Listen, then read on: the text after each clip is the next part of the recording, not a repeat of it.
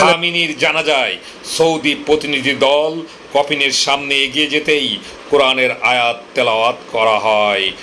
শুনতে এটি সাধারণ তেলাওয়াত মনে হলেও এখানে লুকিয়ে ছিল ইরানের বড় এক বার্তা। কারণ আয়াতটি ছিল বদরের যুদ্ধের স্মৃতি জড়ানো সূরা আল ইমরানের 13 নম্বর আয়াত। তেহরানের গ্র্যান্ড মুসাল্লায় ছিল শোকের ভারী পরিবেশ। সামনে রাখা ছিল ইরানের প্রয়াত নেতা আয়াতুল্লাহ আলী খামেনি ও তার পরিবারের নিহত সদস্যদের মরদেহ। তবে এই জানাজা শুধু বিদায়ের অনুষ্ঠান ছিল না, সেখানে 30টিরও বেশি দেশের প্রতিনিধি ও বিভিন্ন সংগঠনের নেতারা শ্রদ্ধা জানাতে আসেন। প্রতিটি দেশের প্রতিনিধি দল শ্রদ্ধা জানাতে গেলে তখন তাদের জন্য আলাদা আলাদা কোরআনের আয়াত তেলাওয়াত করা হয়। আর সেখানেই সবচেয়ে বেশি আলোচনায় আসে সৌদি আরব ও বাংলাদেশ। সৌদি প্রতিনিধি দলের জন্য যে আয়াতটি পাঠ করা হয় সেটি বদরের যুদ্ধের প্রসঙ্গ তুলে ধরে। ইতিহাসের বদর এমন এক যুদ্ধ যেখানে মুসলিম বাহিনী সংখ্যায় ও সামরিক শক্তিতে অনেক কম ছিল, তবুও তারা বড় বাহিনীর বিরুদ্ধে বিজয় পায়।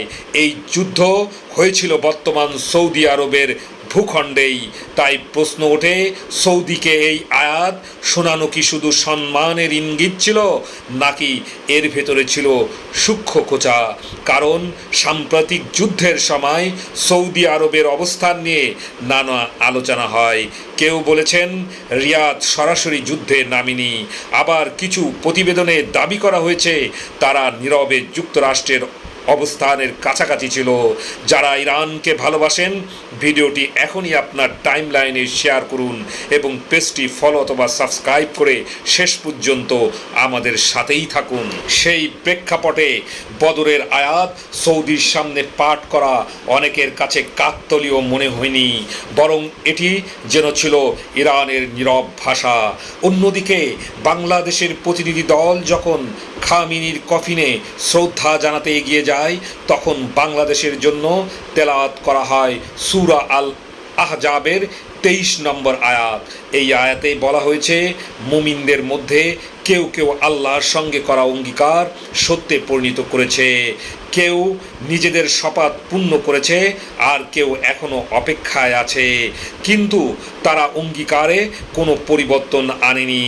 এই আয়াতের পেছনেও আছে যুদ্ধ, অঙ্গীকার ও অবিচল থাকার ইতিহাস।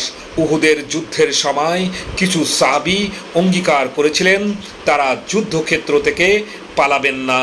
শেষ পর্যন্ত কেউ কেউ শহীদ হয়ে সেই অঙ্গীকার পূরণ করেন।